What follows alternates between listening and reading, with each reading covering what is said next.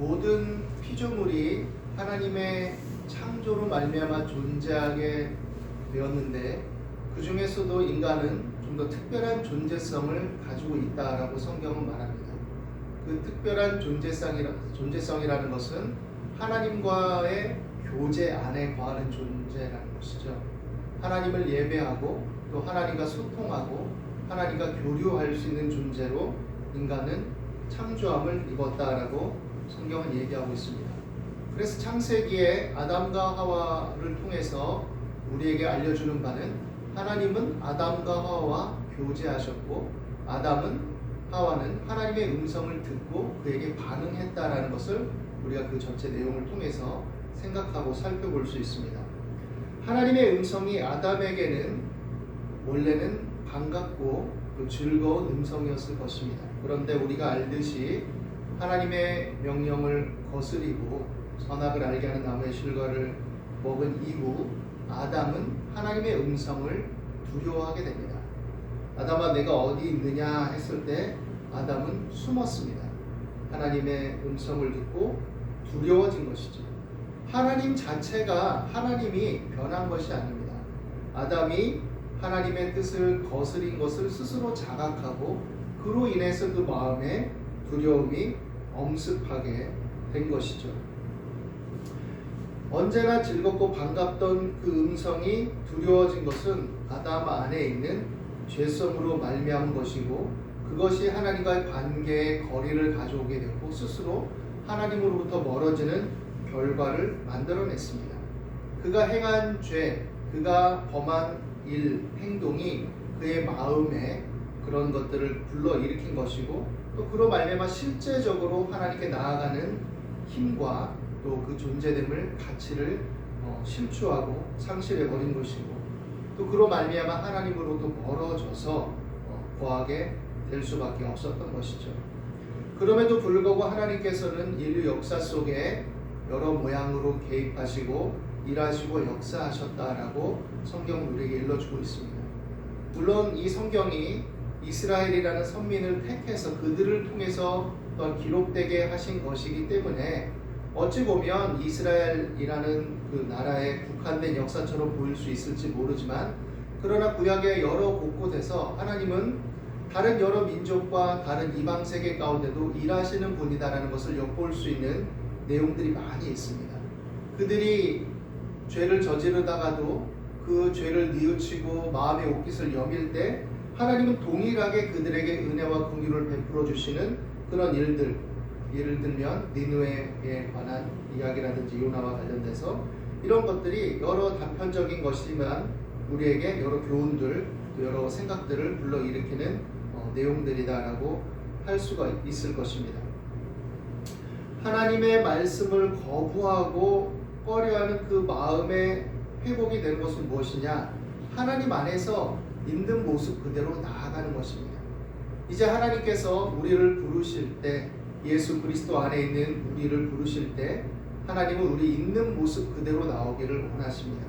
아담의 죄로 말미암아 우리 안에 불안, 두려움 또 죄성으로 말미암아 하나님과의 관계가 단절되고 멀어지긴 했지만 하나님은 끊임없이 우리 가운데 찾아오셨고 역사하고 계시며 또 예수 그리스도로 말미암아 누구든지 그 십자가의 은혜를 의지하고 하나님 앞에 나아오면 그 약함과 허물에도 불구하고 그 죄를 사하시고 용서하신다라는 것이 우리에게 있어서 복음입니다.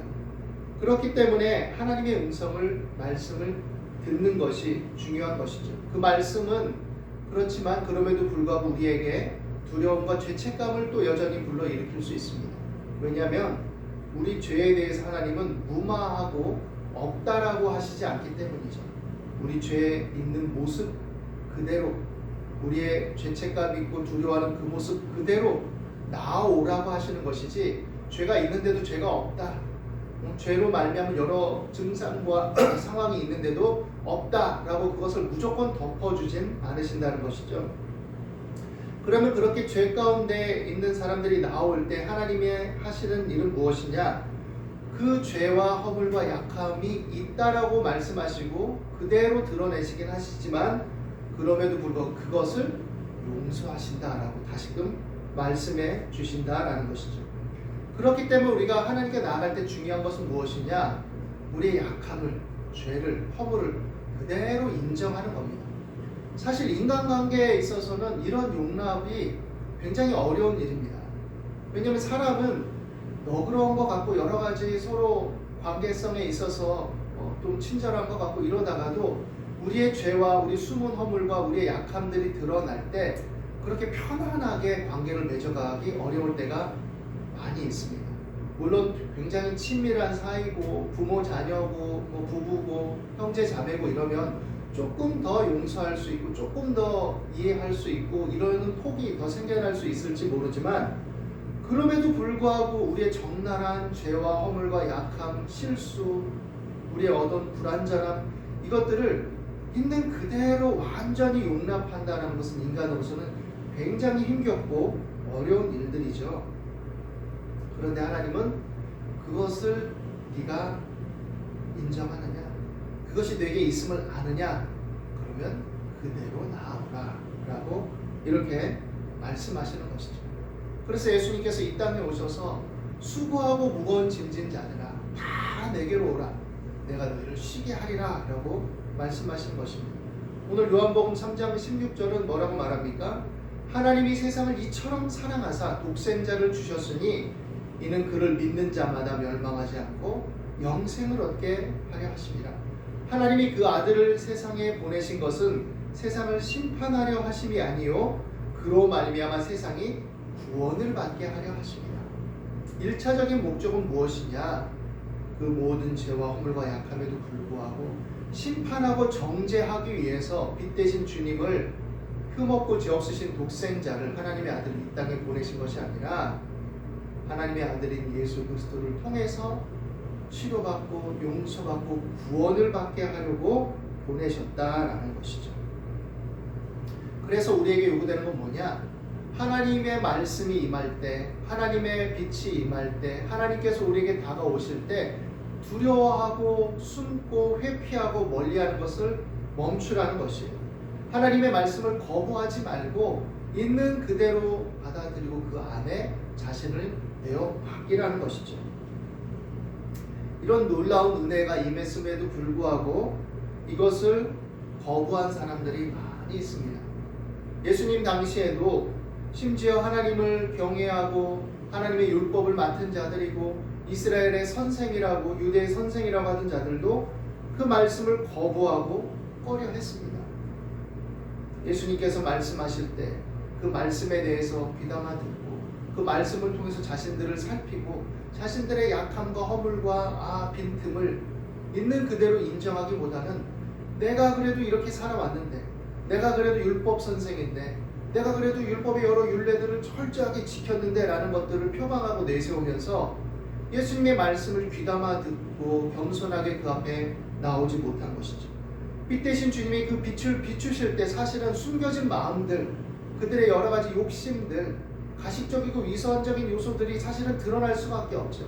나는 의로운 줄 알았는데 사실 알고 보니 내가 표면적으로는 인간적인 열심을 내서 인간적인 차원으로 봤을 때는 참 제법 의롭고 그럴듯하다라고 생각했지만 빛 대신 주님이 내게 오셔서 말씀하시고 역사하시는 것을 통해 볼 때 나는 죄인이었구나, 내게 이런 마음이 있었구나라는 것들을 들켜버리는 거죠, 사실은. 그런데 들킬 때 이 이스라엘의 선생님들 무엇을 느꼈느냐? 이것을 들키면 선생으로서, 지도자로서의 내 명예와 내 위치와 지금까지 누려온 자리가 실추되고 잃어버려지게 될 것이다 라고 생각했던 것이죠. 그리고 자신들을 인정해주고 세워주기보다는 끊임없이 지적하고 정죄하는 것처럼 들리는 예수님의 말씀이 듣기 거북하고 또 화가 났던 것입니다. 더군다나 예수님은 겉으로 그래도 그렇게 의롭게 보이는 자신들을 인정해주기보다는 정말 누가 봐도 죄인이고 허물 많고 비루한 인생들을 옹호하고 그들을 불쌍히 여기고 그들을 받아준단 말이죠. 그러니까 부해가 나기 시작하는 거죠. 어떻게 저런 인간들을 받아줄 수 있냐?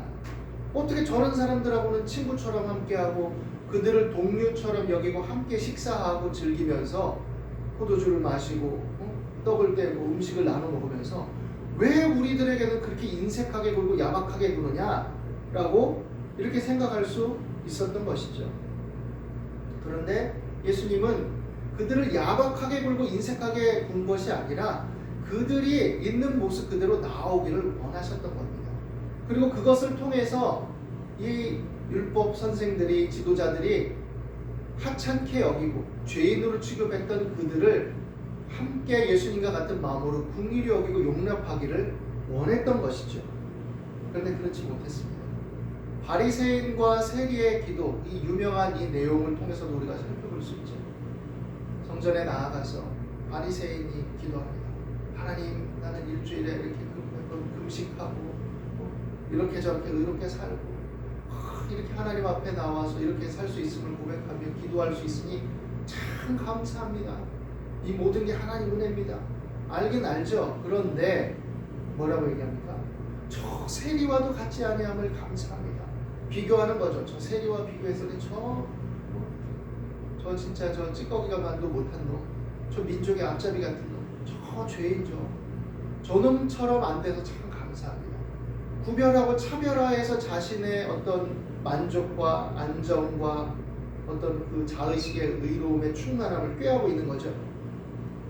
그런데 그 안에 있는 마음은 무엇입니까? 사랑이 없는 거예요. 하나님을 사랑함이 사실은 없기 때문에 인간을 긍휼히 여기고 사랑하는 마음이 없는 거죠. 그래서 정죄하고 판단하기만 급급한 거죠. 그런데 그 세리는 어떤 사람입니까? 어떤 경로로 세리가 되었는지 모르겠지만 가슴을 치면서 탄식하는 거죠. 하나님, 내가 어떻게 살려고 하다 보니 이렇게 되었습니다. 이 죄인을 어떻게 하면 좋습니까? 하나님, 나는 눈을 들어 하늘을 바라보지도 못하겠습니다. 나는 죄인입니다. 나를 불쌍히 여겨주십시오. 어찌할 수 없는 그 상황의 힘겨움과 자신의 무능함과 어리석음과 죄성들에 대해서 탄식하고 있죠. 그때 예수님이 이 얘기를 통해서 뭐라고 하십니까? 세리가 그 바리새인보다 더 옳다 하심을 받고 내려왔다라고 말하고 있습니다. 세리가 의롭다 이런 게 아니라 이 바리새인보다 오히려 세리가 그 마음이 오히려 더 의롭다, 하나님 보시기에 이렇게 말씀하고 있는 것이죠.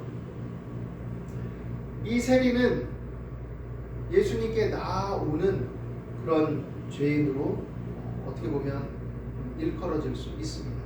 누가복음 15장에도 보면 세리와 죄인들이 예수님께 나아왔을 때 그들이 의로워서 나온 게 아니죠.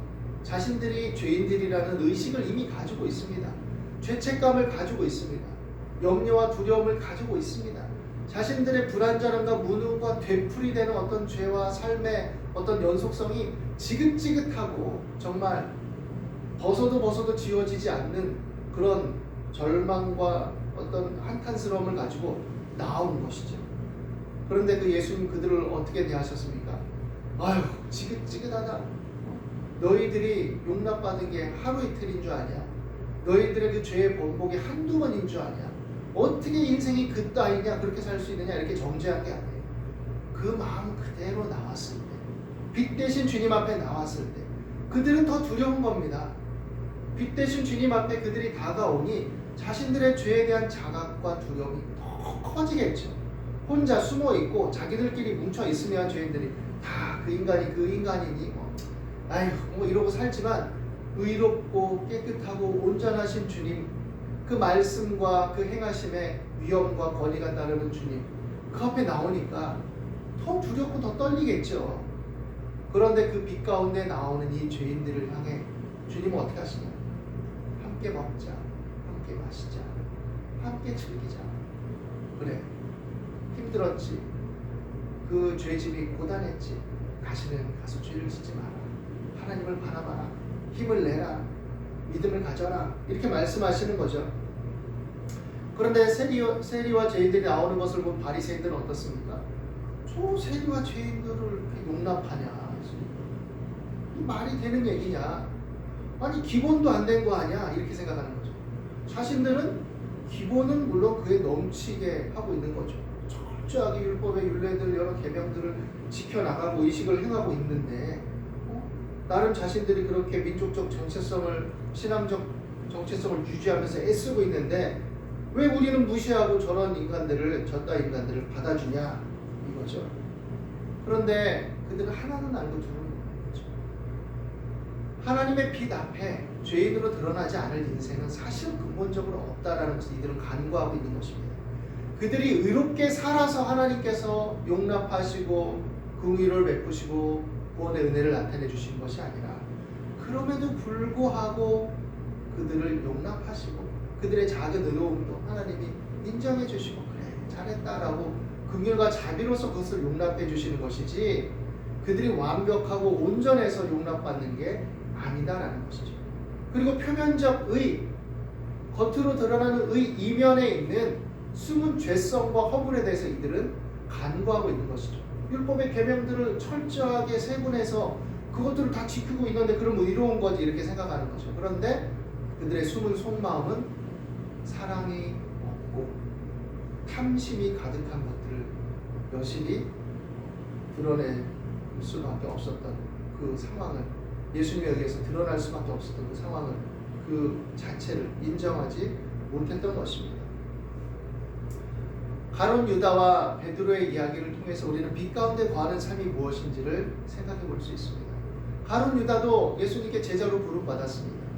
예수님이 제자들을 훈련시키고 파송했을 때 귀신들을 쫓아내는 권세를 주시고 이런 일들에 다 가룟 유다도 동참했던 사람입니다.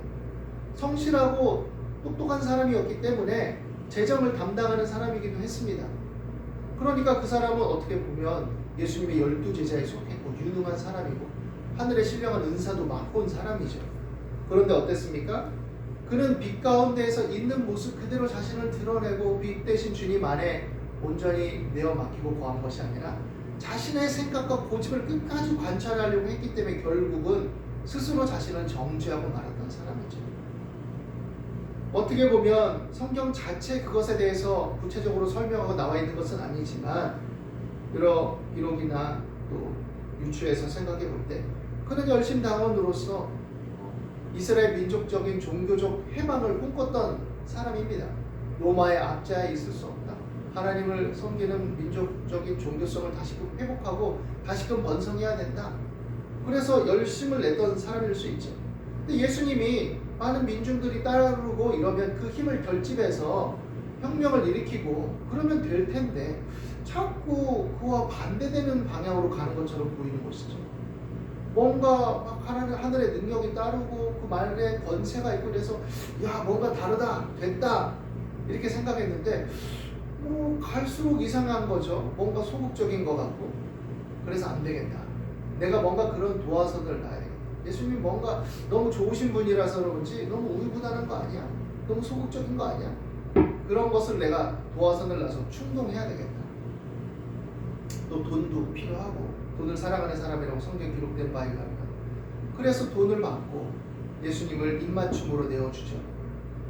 그런데 자신의 예상과 달리 예수님이 순순히 끌려가시는 것을 봅니다. 이게 아닌데 왜 예수님은 순순히 끌려가시는 건가? 이게 아닌데. 그리고 나중에 내가 잘못했다라고 뉘우치죠.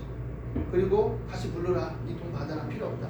근데 대제사장 무리들이 네가 책임져라. 네가 선택한 거니. 네가 알아서 해라. 결국 이 가룟 유다는 그 죄책감에 스스로 정죄해서 스스로 목매달아 죽고 맙니다. 마지막 죽는 순간까지도 자신의 죄에 대한 허물에 대한 것들을 주님 앞에 나와서 내어 맡기고 그 결단을, 그 처벌을, 또 그 판단을 기다린 것이 아니라 스스로 모든 것들을 결정해 나가는 굉장히 자기중심적인 결정을 내어버리고 마는 것이죠. 베드로는 어떻습니까? 베드로가 뭐 가룟 유다보다 인간적으로 볼 때 그렇게 훌륭합니까? 거기서 거기죠. 베드로도 굉장히 열심을 내고 내가 죽는 데까지 나아가겠다고 했지만 예수님이 신문당하고 혹독하게 탄압당하는 그 현장에서 눈이 마주친 그 순간에 예수님을 부인했죠. 내가 예수님의 제자는 내가 저주를 받는다 라고 했습니다. 예수님이 말씀하신대요. 그리고 나아가서 어떻습니까? 심히 통곡하죠. 어떻게 보면 베드로도 나 같은 놈 죽어야 마땅해 라고 스스로 자신을 판단하고 정죄할 수도 있겠죠. 그러나 베드로는 하늘의 처분을 기다리고 그 안에 거하는 자가 됩니다. 예수님, 부활하신 예수님을 만났을 때 그는 예수님께 과감하게 나아가죠. 예수님의 말씀을 듣습니다. 자신의 그 모습 그대로 내어 맡깁니다. 내가 주님은 사랑하긴 하는데 정말, 그런데 내가 이렇게 약하고 무능하고 죄인입니다. 주님 아시죠? 내어 맡기죠. 그때 주님이 다시금 사명을 주시고 또 성령의 충만한 은혜를 통해서 예수님의 제자로서 그 사역을 감당하게 하시는 것을 우리는 보게 됩니다. 예수님의 빛, 하나님의 빛이 비추는 것은 죽이고 정죄하는 빛이 아니라 살리는 빛입니다. 그래서 우리가 그 빛 가운데 나올 때 있는 모습 그대로 나오는 거예요. 아유, 나는 죄가 많아요. 나는 과거에 이런 사람이었습니다. 나는 지금도요 습관적인 죄에서 자유롭지 못해요. 아유, 저는 그냥 담배도 피고 술도 먹고요. 아유, 제가 하는 일이 좀 거칠고요. 나아갈 수가 없어요. 아유, 부끄럽습니다. 아니에요. 그것은 자기 생각이죠. 하나님 보실 때 누구나 다 죄인입니다. 하나님 보시기엔 다 거기서 거기입니다. 물론 그렇다고 해서 인간적인 상대적 윤리성들을 하나로 도매급으로 취급하라는 얘기는 아니죠. 훌륭한 사람, 또 그것을 위해서 노력하는 도덕적인 윤리적인 노력 가운데 사는 사람 우리가 존중해야죠. 인간적인 서로 차원에서는. 그러나 하나님 앞에 나올 때는 그 모습 그대로 나오는 겁니다. 숨겨진 마음 그대로, 내 거칠고 투박한 모습 그대로, 죄인된 모습 그대로 그렇게 나오는 거죠. 빛 가운데 나온다는 것, 빛 가운데 행한다는 것은 완전해서 행한다는 의미가 아닙니다. 내 모습 그대로 내어 맡긴다는 거예요. 주님의 빛이 비쳤을 때 환히 드러나는 나의 숨은 마음, 죄, 연약함, 허물, 이것들을 하나님 앞에 내가 부끄럽지만 그 모습 그대로 내어 맡긴다라는 것이죠. 어린아이가 응애하고 태어났습니다. 빨가벗겨진 채로 똥도 싹 뭉개고 오줌도 싸고 울어 제끼고 막 콧물 질질 흘리고 감기 걸리면 엄마 아빠 앞에 부끄러워하지 않아요. 그 모습 그대로 있습니다. 그것을 용납하는 거죠. 근데 아기가 막 자가 그래가지고 나 똥 싼 건데 기저귀 절대 손을 못 댔습니다. 아유, 안 돼요, 안 돼요. 절대 손 댈 수가 없어요. 내 기저귀는 내가 갈 거예요. 지금은 못 가라도 나중에 내가 갈 겁니다. 이렇게 하면 어떻게 될까요? 그 아기 병나죠. 안 되는 거죠. 말도 안 되는 일인 거죠. 하나님 앞에 나올 때 그 모습 그대로 나와서 주님, 나는 죄인입니다. 나는 연약합니다. 나는 자꾸 되풀이 되는 허물과 약함과 부족함 가운데 있습니다. 그렇게 고백하지만 그럼에도 나는 주님 안에 있기를 원합니다 라고 나오는 자들이 빛 가운데 거하기 시작하는 겁니다. 그리고 그 안에서 용납받고 사랑받는 것을 우리가 늘 경험하고 체험하는 거예요. 그리고 그 속에서 주님이 우리 안에 새 일을 시작하시고 우리가 그 은혜 안에, 그 사랑 안에서 우리의 자원하는 마음, 자발적인 마음이 조금씩이라도 하나님 안에 서 나가기를 원하는 자발적인 마음의 동기를 가지고 우리가 성장하고 살아나가게 되는 거죠. 좀 성장 발육이 더딘 아이도 있습니다. 그러나 하나님은 그 안에서 우리로 살아가게 하시고 우리 안에 생명을 심어 놓으셨기 때문에 생명 안에서 살아가도록 이끌어 주시는 것이 주님의 은혜라는 것을 우리에게 말씀하고 있습니다. 악을 행하는 자마다 빛을 미워하여 빛으로 오지 아니하나니 이는 그 행위가 드러날까 함이요 진리를 따르는 자는 빛으로 오나니 이는 그 행위가 하나님 안에서 행한 것임을 나타내려 함이라 하십니다. 우리는 이 말씀을 하나님 안에서 행한 것, 이것을 완벽하게 의롭게 완전하게 행한 것에만 결부시키는데, 그러나 물론 하나님의 뜻을 따라서 잘 행한 것들도 말씀하는 것이긴 하지만 부족하고 허물이 많고 연약하지만 그러나 하나님 안에서 살아가는 모든 삶을 의미하는 겁니다. 주님, 나는 이렇습니다. 그러나 주님 안에 거하기를 원합니다. 여러분, 약하고 부족하고 추해도 그리스도의 십자가의 대속의 은혜 앞에, 그 빛 앞에 나오기를 원합니다. 그 빛이 비추면 어둠이 물러가고 그 빛이 비추면 치료되고 소독되고 회복되기 시작하는 거죠. 싹이 트고 자라나고 나무가 되고 열매를 맺기 시작하는 거죠. 여러분, 빛 대신 주님 앞에 그 모습 그대로 늘 언제나 내어 맡기고 나갈 수 있기를 바랍니다.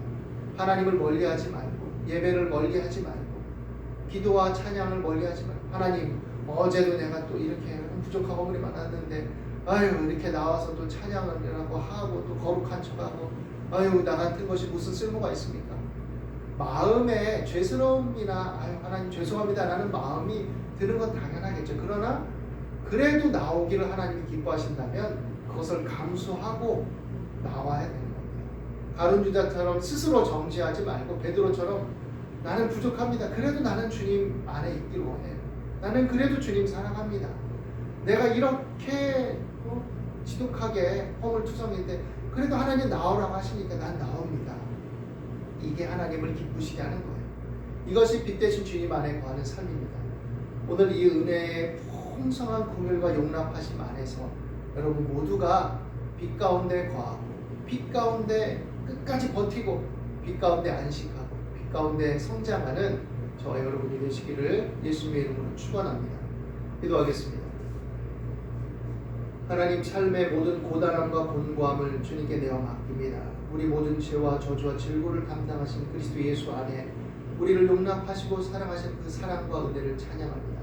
사람은 우리를 이 모습 그대로 다 용납할 수는 없지만 그러나 하나님은 능히 용납하시고 사랑하심을 믿습니다. 그러므로 사람과 환경을 인해서 요동하지 말게 하시고 두려워하지 말게 하시고 자책과 정죄의식과 자기 비난에서 일어나서 주님께 나와 그 위로와 치료와 함께 하심과 사랑을 받고 누리게 하여 주옵소서.